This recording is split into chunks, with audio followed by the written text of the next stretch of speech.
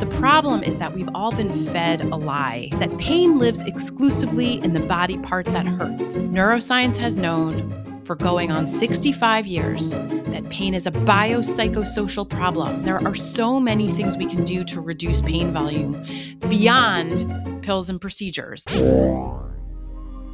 My name's Rachel Zoffness. I am a pain scientist and pain psychologist and an assistant clinical professor at UCSF, and I also teach pain science at Stanford. Can you remind everyone what the title of your book is?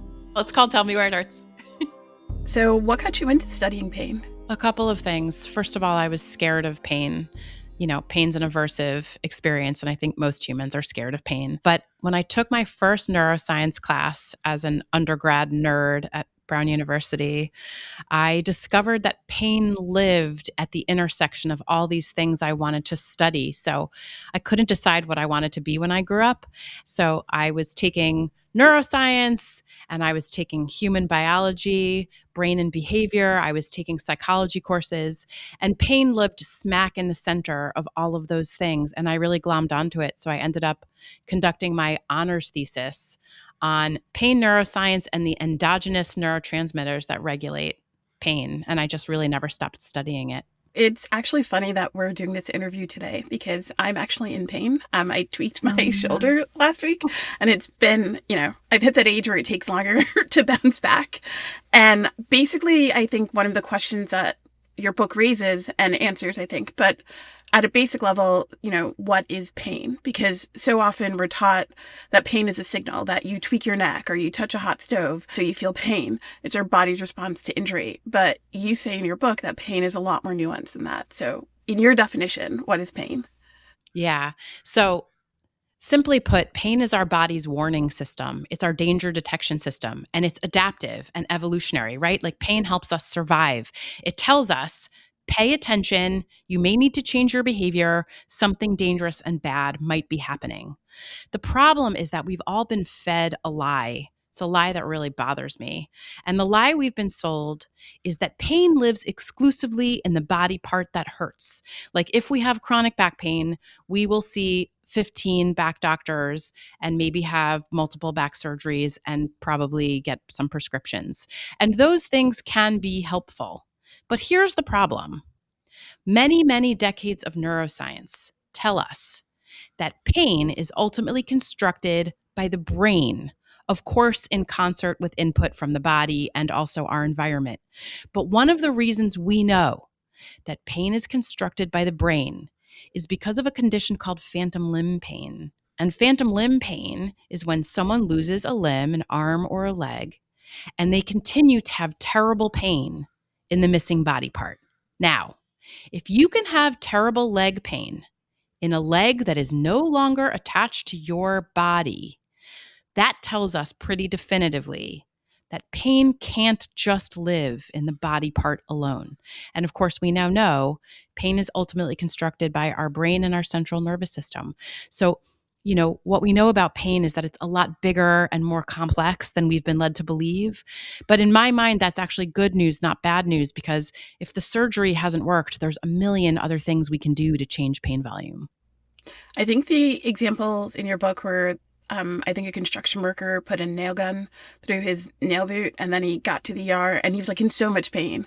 And then he got to the hospital and they realized that the nail hadn't gone through his foot. So the pain was completely constructed by the brain in that kind of example. And then on the flip side, there was that gentleman who put a nail gun through his skull and didn't feel anything until it didn't even know until he went to the dentist and they x-rayed him for an unrelated tooth pain. And that man had no pain.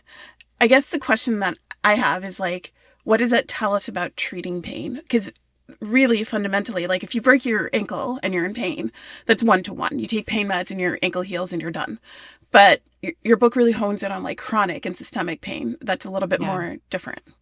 Yeah. You've asked good questions and like 7 of them. And that's how it goes with pain, So I want to try and answer your question, which to me is at the real heart of what pain is and how we treat it. So there's this word that describes what pain is, and the word is biopsychosocial. And if folks listening remember nothing else from this interview, I want you to take home this word with you. Biopsychosocial. Pain is always biopsychosocial. And I want to say what that means. So if you imagine a Venn diagram with 3 overlapping circles, one of those circles is bio, like biological factors that make pain. One of those circles is psychological factors that contribute to pain. And one of those circles is social or sociological factors. Pain lives smack in the middle of those 3 domains of pain. I go into that in the book for a reason, because it's not necessarily intuitive. It's a little more complicated than we realized. But what's really cool about telling people that pain is biopsychosocial, and I'll say a couple of examples of what that means in a moment, is that it gives us literally a million ways to adjust pain volume and change the pain we feel. So in the bio domain of pain, we have like the things we've heard about the most: genetics, tissue damage, system dysfunction, which includes disease, and also diet, exercise, and sleep. And I like including those there because it reminds us, of course, pain feels worse when sleep is poor, when nutrition is poor. And, depending on how much or how little we're moving our bodies, we all know that changes the pain we feel. We have a lot of agency over those things. The psych domain of pain is full of stigma and misunderstanding. Like, if you even talk about that, people assume you're saying it's all in my head, it's just psychological. So I'm very careful to always say all pain all the time is biopsychosocial. Just as pain is never purely physical, it's never purely emotional. It's always all the things. So in the psych domain of pain, most importantly in my mind, is emotions. Emotions change the pain we feel. And I can tell you why. Like, just basic straight up neuroscience, the parts of the brain that make emotions also make pain. So like our limbic system and our amygdala are critical parts, not just of the emotion machinery, but also the pain machinery. So negative emotions will amplify pain volume, and positive emotions will turn pain volume down. And also in the psych domain, believe it or not, we have predictions and expectations. Like, we've all heard of the placebo effect. That is real, right? We also have coping behaviors. Like, how do we cope with pain once it starts? Do we isolate, stay home, stay inside, stay in bed, stop moving? That will amplify pain volume.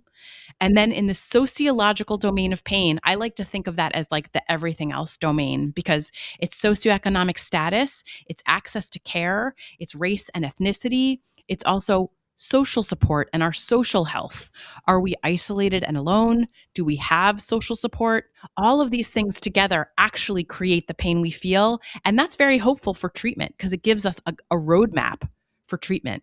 This is kind of a random aside. I have a good friend who had chronic pain for about a decade. She'd been in a pretty severe car accident. They ended up, I think, doing like spinal fusion on her back, and it didn't work basically. And so she would be in this state where she would wake up in the morning, and she worked remotely before working remotely was cool. So she would like work through part midday, and by the midday the pain would be so severe she'd have to take pretty strong pain meds, and that would be like the end of her day. And she tried hypnosis, and it worked. And what the hypnotist told her, and I don't know if this is made up, but they were like, you probably were in pain. You went through a car accident. You were in pretty severe pain. And sometimes that pain signal just gets stuck. So you've hit past the point where your injury is healed, but your brain is still sending the pain signal. And what the hypnotist said is that the hypnosis disrupts that pain signal. Is there any truth at all to that? Okay, so it's such an interesting question, but I'm going to do my best to answer it. So hypnosis really needs major rebranding. Like, who wants to be hypnotized? Like, are you going to make me like buck like a chicken? People don't, the word has such terrible associations, but clinical hypnosis was established by medical doctors, clinical hypnosis, and it does have evidence of effectiveness for pain. Of course, it's different for different people, Right. but it hits a lot of those things in like just the pain science, the pain recipe thing that I just explained, that actually can lower pain volume for lots of people. So I can't speak to your friend, but I can tell you how pain becomes chronic and how it relates to your friend. Sure. So, yes. So you said she had pain for 10 years. And I get that question a lot from people with chronic pain. Like, my injury clearly has healed. It has been 10 years. What is happening in my body? And this goes back to that thing we just established where pain ultimately isn't constructed just by the body part that hurts. Pain is ultimately constructed by the brain. And the brain is a fascinating and gnarly place where lots of interesting things happen. One of the things that happens is neuroplasticity. Neuroplasticity is the ability of the brain to morph and change with experience, time, and exposure. So here's one of the ways pain becomes chronic. I'm going to use science words because we're a science podcast and we love science. So one of the predominant ways pain becomes chronic is by a process called central sensitization. Central sensitization. What does that mean? Central because it's central nervous system. Sensitization because the nervous system, our pain system in particular, becomes hypersensitive over time. So here's how this works. So I want you to think of a skill, any skill you were bad at, you practiced over time and you got good at it. For me, it was the piano. My mom used to make me practice and I was really grouchy about it, but I got good at it. What about you? Clarinet. Clarinet. Perfect. So I'm going to use your example. So the more you practiced the clarinet in like neuroscience nerd language, the bigger and stronger the clarinet pathway in your brain got. So too for me with piano. Like, I got to a point after a lot of practice and time where I could sit down at the piano and my fingers just magically knew what to do. Like, I didn't even have to look at the sheet music. That's because of neuroplasticity. Now, unfortunately, the brain strengthens the pathways we use, whether it's something we want or something we don't want. So the more we have pain, the bigger and stronger the pain pathway in the brain gets with time. And when that happens, we say that our brain and our pain system have become sensitive to pain. And it's taken me a while to sort of explain that word because there's some like stigma and shame attached to the word sensitive. So I want to say very clearly, like, I live in the Bay Area where we have earthquakes. You want a sensitive seismograph looking for earthquakes because a sensitive machine detects input and magnifies it, right? So, if there were a dog in this room and it came into and started sniffing around, it has a sensitive nose, a sensitive sense of smell. It would detect really faint scents that you and I can't detect. And to a dog's nose and brain, faint scents are amplified. So too is it true of a brain that has become sensitive to pain. When our brain has become sensitive to pain, it picks up and amplifies small bits of sensory data from the body and it exaggerates it, it amplifies it, and it tells us there's danger when there isn't. So, like with my patients who have, for example, fibromyalgia, they will tell me they will go to a picnic and their brain will give them this terrible loud danger alarm. Because again, that's what pain is. It's our body's danger system. And I will ask, is going to a picnic dangerous when you have fibromyalgia? The answer is no, but your sensitive brain is giving you this loud danger alarm anyway. So when it comes to chronic pain, we know chronic pain is a disease process in its own right, and the brain has become sensitive. Central sensitization has occurred. That's my long way of saying I suspect that probably is what was happening with your friend who was in pain for 10 years post-accident, especially given that clinical hypnosis administered by a care provider was able to lower pain volume. Did I answer your question? Yeah, it does. And it kind of leads to a follow-up question, which is, if you've had an injury before, like let's say you sprained an ankle, central sensitization, can you be as specific as like a specific pathway? So like the ankle that you've injured before might be more sensitive to pain than the ankle that was like never injured? Yeah, that's such a good question. And I think the answer is yes. And I don't want to answer definitively, but it would make sense because one of the parts of the brain that makes pain is your hippocampus, which is a part of your brain that stores pain memories. And we learn from past pain experiences. Those are stored in our hippocampus. So like as a kid, if you touch a hot stove, you bet your ass you will remember that that triggered pain and potentially damage, and you won't do it again. And I think so too. The body keeps the score. We know that's true. So past injuries are remembered by your brain. And I think we hold maybe a little more protectively the parts of the body that we've injured in the past. Your book's central thesis is that because we so fundamentally misunderstand pain, especially chronic pain, we don't have great treatments for it. I was shocked in reading your book to learn that the US, even though it's roughly 5% of the world's population, uses around 80% of the world's opioids. What other ways does mismanaging pain kind of impact us or turn up in sort of American culture, if you will? Yeah. I think the biggest problem we have in Western medicine is that we sell people, and I do use the word sell on purpose, this big lie that pain is a purely biomedical problem, something to do just with anatomy and physiology, that requires a purely biomedical solution, which usually comes in the form of pills and procedures. We have a profit driven healthcare system. Pharma is finally being taken to task to the tune of $54 billion for selling us the lie that chronic opioids are safe for chronic pain. We, of course, know that that isn't true. But if you have pain, you will go to the doctor, or maybe 5 or maybe 10 doctors, and you will be told that your pain lives in the body part that hurts, like your bad back or your aching knee, and you will be prescribed solutions that focus, again, on anatomy and physiology. Now, why is that a problem? Neuroscience has known for going on 65 years that pain is a biopsychosocial problem, that there's a whole recipe of ingredients that contribute to the production and reduction of chronic pain.